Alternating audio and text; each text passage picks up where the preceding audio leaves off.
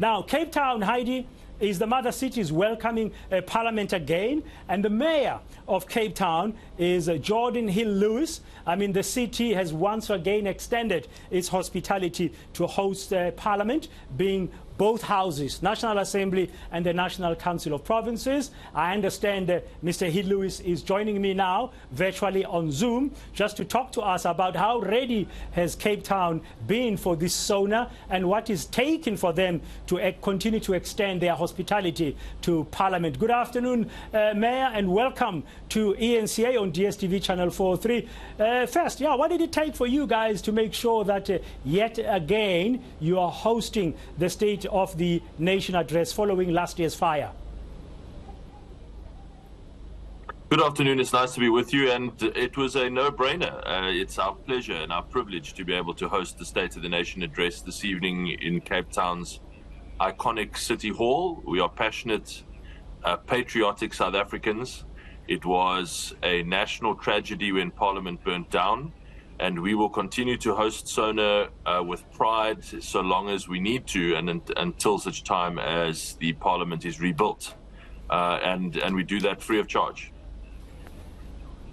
I was about to ask you, what does it cost you? Because for every line item, you have a budget for it. I mean, you are such a big city, and a city that's been dubbed as one of the 50 cities you have to visit in the world before you die.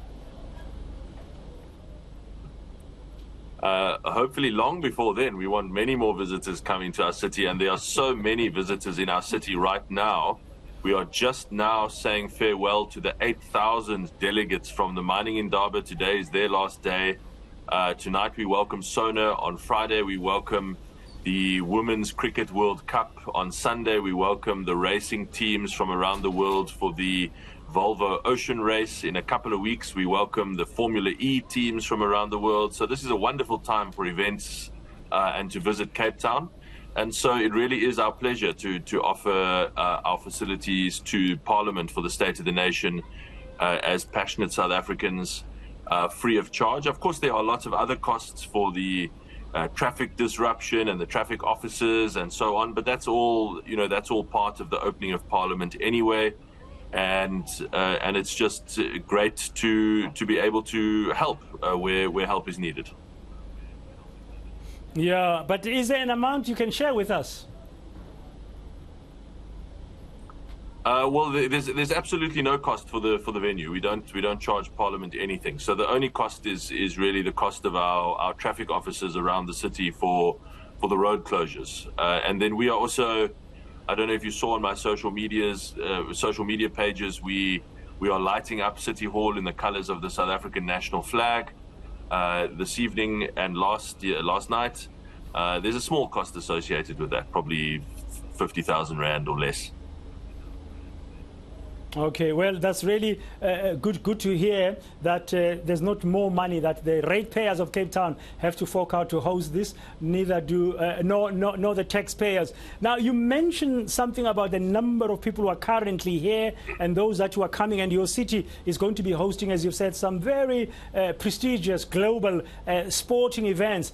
I was impressed to notice that years later, while you have avoided day zero, that the hotel where I'm staying, there's very clear message about the water usage and the appeal and how they are regulating the flow of the water, because it's such a scarce resource. So in a way, I'm saying well done to you for having embedded a change in behavior in terms of businesses and how people consume water in your city. No, thank you for saying so, and I'm pleased to hear that that's the experience in your hotel.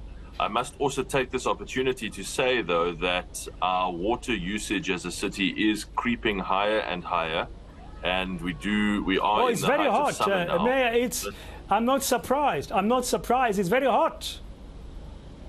Yeah, no, exactly. It's fantastic Cape Town weather, but it does mean that we all have to be responsible, and please carry on those good habits that we developed as a city during the droughts and save water as much as we can.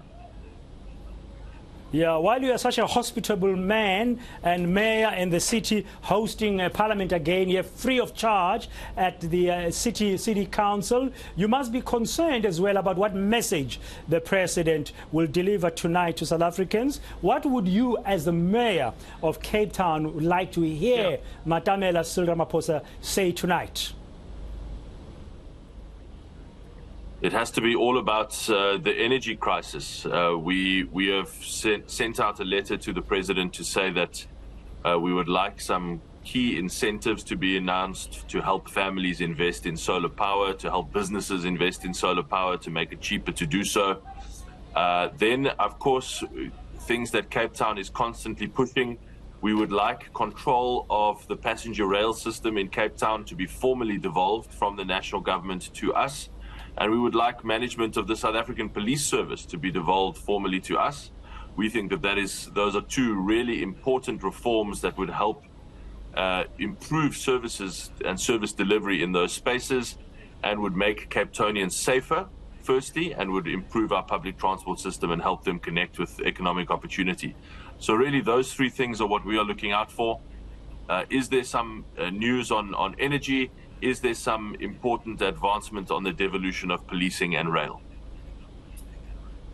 Thank you very much for your time this afternoon. That's the mayor, the executive mayor of the city of Cape Town, the mother city, Geordin Hill-Lewis, just giving us some sense of what he would expect to hear the president deliver tonight, and also sharing with us how the city has managed free of charge again to host Parliament here in the city council.